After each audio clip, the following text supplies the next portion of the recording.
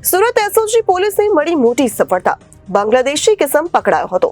Bogus document બનાવીને હિન્દુ નામ ધારણ કર્યું હતું। ઇસમ પાસેથી બાંગ્લાદેશી પાન કાર્ડ, આધાર કાર્ડ અને પાસપોર્ટ કબજે કર્યા હતા। સુરત એસઓજી પોલીસને વધુ એક સફળતા મળી છે। સુરત એસઓજી પોલીસે એક બાંગ્લાદેશી ઇસમને ઝડપી પાડ્યો છે। બોગસ ડોક્યુમેન્ટ બનાવીને હિન્દુ નામ ધારણ કર્યું હતું। આ ઇસમે ઇસમ પાસેથી બાંગ્લાદેશી પાન કાર્ડ, આધાર કાર્ડ અને પાસપોર્ટને કબજે કરાયા છે। આરોપી મિનાદ હેમાયાત સરદારની ધરપકડ કરાઈ છે। દલાલ મારફતે બોનગાંવ બોર્ડર ખાતેથી ગેરકાયદેસર રીતે ઘૂસણખોરી કરી હતી। એસઓજીને એક ચોક્કસ બાતમી હતી કે ભાઈ ઊન વિસ્તારની અંદર એક મિનાર હેમાયતે સરદાર કરીને એક બાંગ્લાદેશી રહે છે, તો એના રેકી કરીને ત્યારબાદ એને ધરપકડ કરી।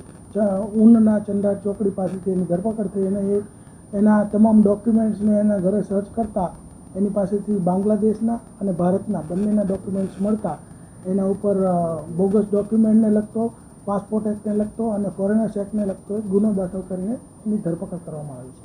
મિનાર વચ્ચે પણ એક ફોરેન ફરી આવ્યો છે। મિનાર અહીં 2020માં આવેલો, બાંગ્લાદેશની બોર્ડર ક્રોસ કરીને દલાલ મારફતે, અને ત્યારબાદ તેણે પશ્ચિમ બંગાળમાં બોગસ ડોક્યુમેન્ટ જે છે એ બનાવેલા, જેમ કે આધાર કાર્ડ છે, પાન કાર્ડ છે, સ્કૂલ એલસી છે અને પાસપોર્ટ છે વગેરે બોગસ ડોક્યુમેન્ટ જે ભારતના બનાવી અને સુનિલ નામનું ખોટું નામ ધારણ કર્યું હતું અને તે અહીંયા આવીને 2020થી રહેતો હતો। 2021થી 23 દરમિયાન તે કતારના દોહા મજૂરી કામ અર્થે ગયેલ અને ત્યારબાદ તે અહીંયા નાની મોટી મજૂરી કામ તથા ગૃહ વિક્રય જે કરતી હોય છોકરીઓ એના દલાલ તરીકેનું નાનું મોટું કામ કરતો હતો।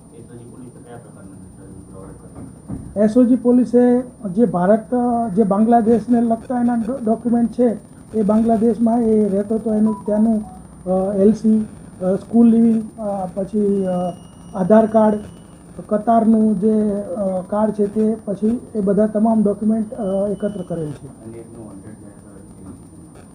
વોન્ટેડ જાહેર કર્યો છે, તેની ભૂમિકા તપાસ ચાલુ છે અને આગળ જે કંઈ કાર્યવાહી થશે એની જાણ કરશે।